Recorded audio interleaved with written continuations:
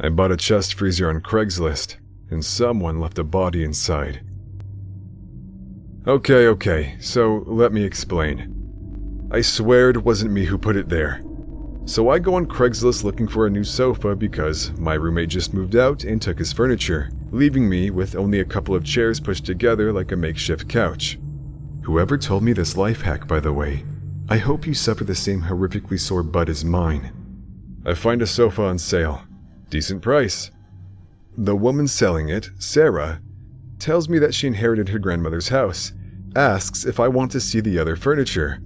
So I also get a new couple of chairs because screw my old set that I hate now ever since using it as a couch.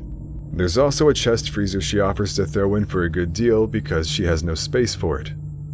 I don't need a chest freezer, but I do think about how many pizzas I can fit into that sucker and how many trips this will save me to the grocery store. You could fit a whole deer in this thing. It has a strange dent in the side and doesn't latch properly, and has this weird musty smell.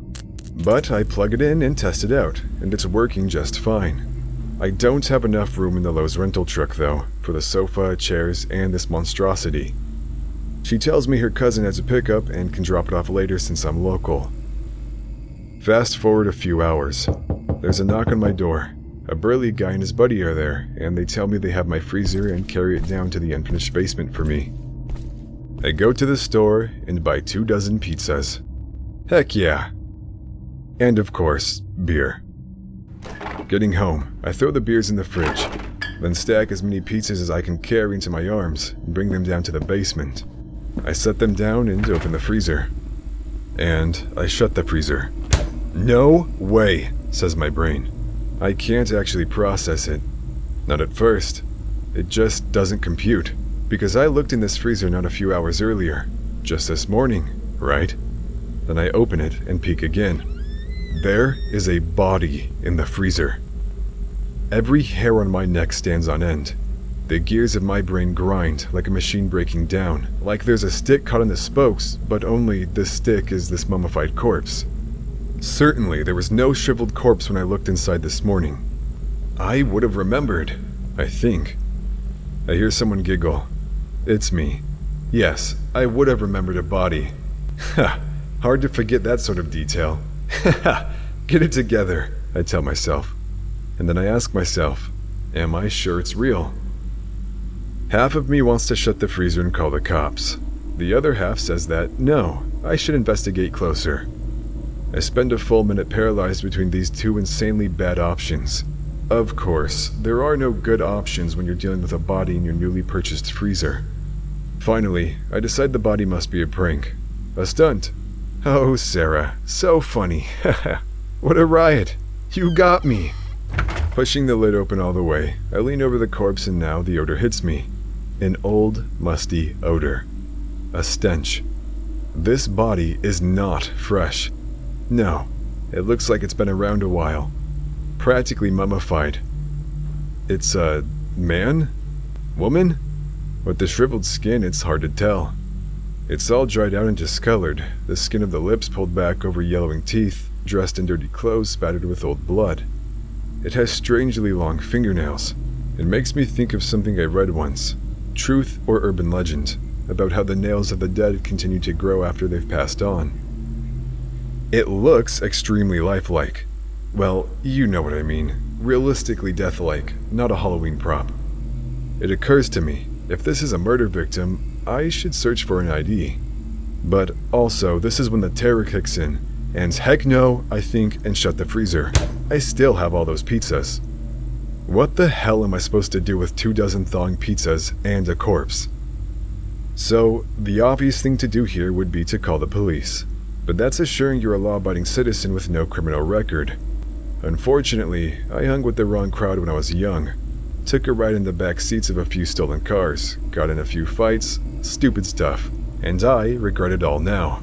I haven't done anything illegal in years, but would the cops recognize my good behavior? Or just my record? How would I even explain? Hello, officers. I bought a freezer and it came with a body inside. I mean, yes, I guess that's what I'd say. It is the truth, and I am innocent. But do I have faith that my innocence would keep me safe in America's justice system? Come on. So instead, I decide I'll drive this freaking freezer straight back to Sarah's and dump it on her property right where I found it. It's too heavy for me to move alone. After some calls, I convince my former roommate to lend a hand. I don't plan to let him look in the freezer during the move. I resecure the latch and add a padlock. I'll remove it and my fingerprints once we bring it back. The rental truck isn't available until tomorrow since Lowe's is already closed for the night. Which is fine. I need a cold place to keep those pizzas anyway. By midnight, I'm feeling like a fool for not calling the police. But also, I envision myself being thrown into prison for a decade or more for a crime I didn't commit. Whose body even is it? How did it get there? Why are the nails so long? All questions that haunt me beyond any hope of sleep. And finally, I get up and head down to the basement to grab one of those pizzas. And yes, it's scary as crap going down at midnight. I tell myself I'm a grown adult and there's nothing to be scared of. It's just a basement, just a freezer, just a corpse, like in a coffin at a wake, like at any funeral. Natural as worm food.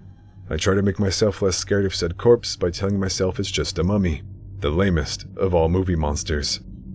Really, I just want to make sure it's still there, and that it's not moving around. Approaching the freezer, I take a deep breath. My heart is going a million beats a minute. I feel like I might faint as I open the lid.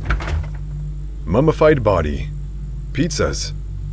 My fluttering heart slowly settles. It's like looking into a sarcophagus at a museum, but next to Tutankhamun is a box of pizza. I grab a box, close the lid. The lid won't latch. It's not closing all the way. I try to figure out what's stuck and then see the finger. The long nail, sticking out from the freezer door like King Tut here wants out. The breath leaves my body. I stare, unable to get in any oxygen. The whole world tilts on its axis. Then I open the lid. Just a fraction. Use my pizza box to nudge the shriveled finger back in, close the lid, and latch it. Slip the padlock on and head upstairs. I wake up in the morning with my head pounding from a hangover. The bright sunshine pries my lids open. I'm surprised to find crumbs and empty beer cans beside my bed. Apparently, I actually cooked and ate that pizza. I crawl out of bed and meander into my kitchen, reaching for the fridge door only to find the fridge in the wrong place. Oh. It seems in my terror, I moved it in front of the basement door. I move it back. I also try to ignore my accelerating pulse as I open the basement door and cautiously peek down the stairs. Light from the egress windows illuminates the unfinished cement flooring.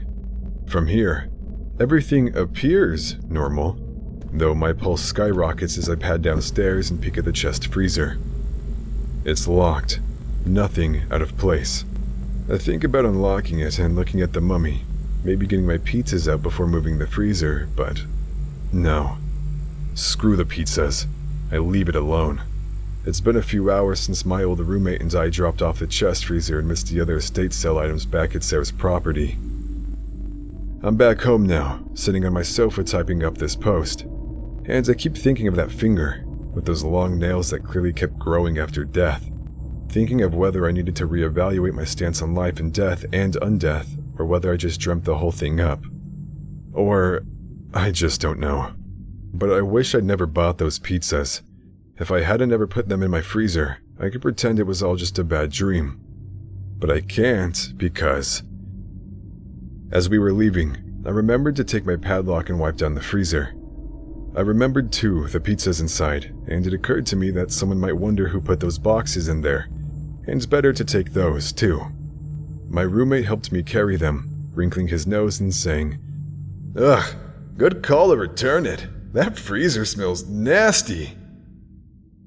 And now I keep imagining I hear shuffling down below in my basement, and I'm terrified to go down and look because the freezer was definitely padlocked closed when we moved it, but when we opened it up at Sarah's property, there was no body lying there like a mummy in its sarcophagus.